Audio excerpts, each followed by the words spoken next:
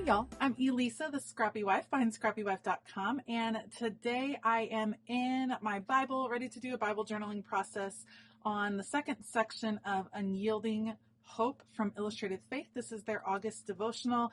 It is gorgeous, and today I'm going to be journaling in 2 Kings verses 2 Kings chapter 6 verses 15 through 19. So I have a bunch of the elements from the kit pulled out. I printed out the Beloved Society girls that go along with this kit because they are gorgeous. So I'm going to put together a Bible journaling page that will reflect some of the notes that I have from the study. So I will link everything that I end up using down below. Otherwise, I'll put you guys on fast forward. Let's go. All right, I'm going to start by trimming out what they are calling these little scripture vouchers. And I think there was some confusion with people that were unboxing the kit. These are the vouchers that are being referred to in the kit. So you're supposed to take them and put them in your wallet, stick them on your mirror, something like that to remind you of that scripture throughout the week. I'm actually going to go ahead and put mine in my Bible journal just to mark what the meaning behind this particular passage was. Again, I am in the book of 2 Kings chapter 6, and we are looking at the point where Elisha tells another man of God that they are safe. They're surrounded by all these enemies, and he said, "We are safe." And then he prays to God to open the man's eyes, and the man sees that God's army, all of God's warriors, are there fighting on their behalf. To me, this passage is always such a beautiful reminder that no matter how bad things seem, no matter how low we feel, that God is always there and he's fighting on our behalf, even if we can't see him. He has good things planned for us. And sometimes we do have to go through the battle and we do have to go through the trials, but it doesn't mean that God is not right there with us. So I started by picking out some elements from the kit, some of the paper elements that I really liked. And these are some of the Beloved Society girls that were designed to go with this month's kit. You can pick them up over at Illustrated Faith. I love, love, love Beloved Society girls. They are some of my favorites. And I'm going to make a little embroidery hoop right here. So I'm just tracing a circle, and then I'm going to do some trimming. I'm going to trim around the outside. And I'm going to create this embroidery hoop. And I always have loved the thought or the comparison of the back of a tapestry. So when you look at the front of a tapestry that's really well woven, it's beautiful, it's gorgeous, all the detail is there. If you look at the back of the tapestry, it's a hot mess. There's strings going everywhere, and I feel that same way about embroidery. Maybe that's how I embroider, but that's just me. I love that vision, and I think that's such a great way to visualize how God's plans for our lives work out.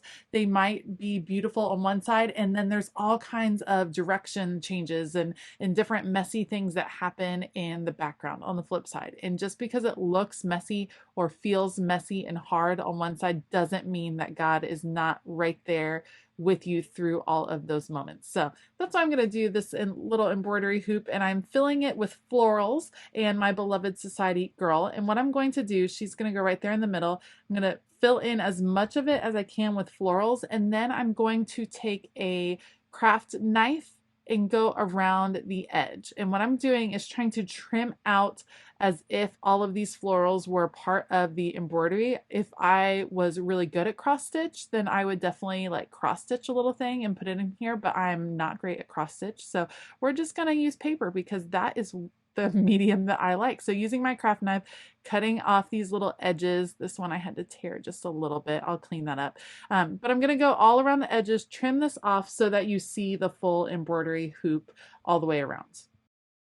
Once I am able to cut all the way around, then I will take all those little pieces and try to fill in all of the openings. There's lots of little gray spots mixing or coming through where some of those florals didn't overlap. And so I will use all the little bits and pieces to fill that in so that it looks like a fully completed, really beautiful tapestry cross stitch mix. I know those of you that cross stitch or those of you that actually do weaving are probably cringing at my references to them being similar, and I apologize. I definitely do not do either of those, but to me, are kind of getting the same representation for what I am thinking about for this particular story. So I'm going to take all those little bits and pieces and fill them in here. And this is going to be just my main visual impact on the page.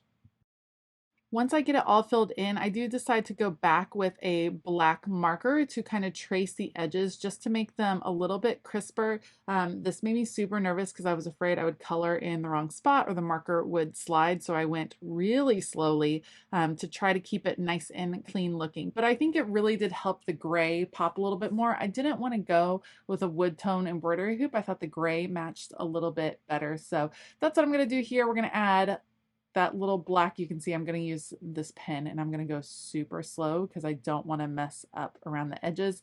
And then to get the correct edge around the larger circle on the outside, I'll just use another sheet of gray paper and trace around the edges for that. So I spent the majority of the time putting together this embroidery hoop, and then it'll just come together on the page. I think this is a fun way to kind of create your own embellishment. Yes, these are all pieces given in that Illustrated Faith kit, but putting them together in a new way that is visually impactful and meaningful for you is an important part of that creative Bible journaling process. So bringing it into this visualization of the messiness of an embroidery hoop is important for me.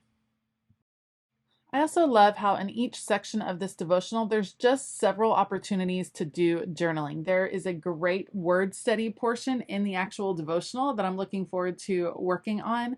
I just wanted to work on this particular entry first, but there's just so many opportunities. So you don't have to Bible journal in just one section. You also don't have to Bible journal every single section. You do what speaks to you. And if you want to do 2, 3, 4, whatever works for you, stick with that and then read the rest. Take it in, study. You don't always have to do the creative Bible journaling part of all of the different sections.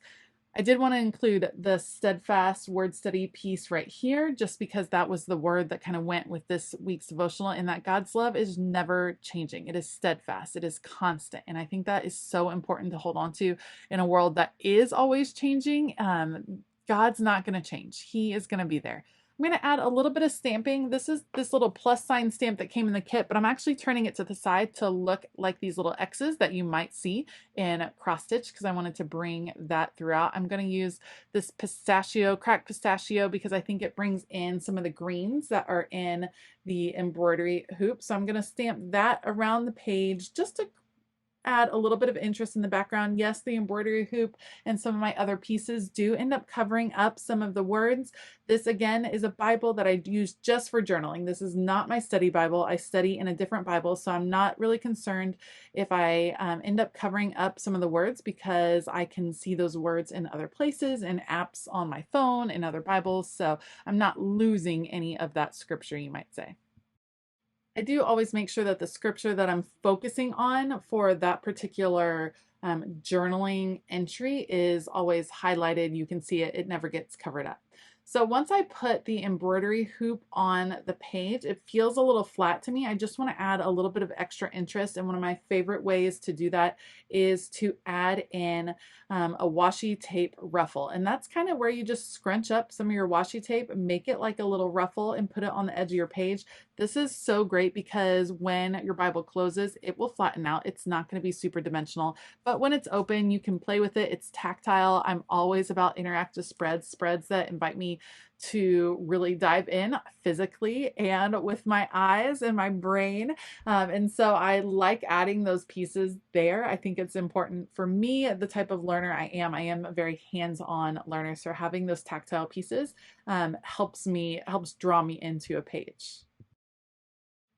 Now, once I get those on the page, I'm going to put it in a couple of different places just to add a little balance. I'll have to shift where the Steadfast card is. I get that on the page, and then I will add in my date stamp and journaling, and then this entry will be done. Thank you so much for joining me today. If you like this video, please give it a thumbs up and consider hitting that subscribe button and the bell notification button. Let me know in the comment section below how you are enjoying this devotional. I would love, love, love to hear from you. I will link all of the supplies down below. Remember, Illustrated Faith offers these devotionals digitally as well, and that is usually a cheaper price point than buying the physical kit, so that's always a great option for you as well to join in. I do want to give a huge shout out to all of my Patreon members. Thank you all so much for your support. It really means the world. We're having a fabulous time over on Patreon, tons of extra perks and content over there. So if you're interested in checking that out, make sure to check the links in the description box below. All right, I hope that you have a fabulous day. And as always, keep it creative.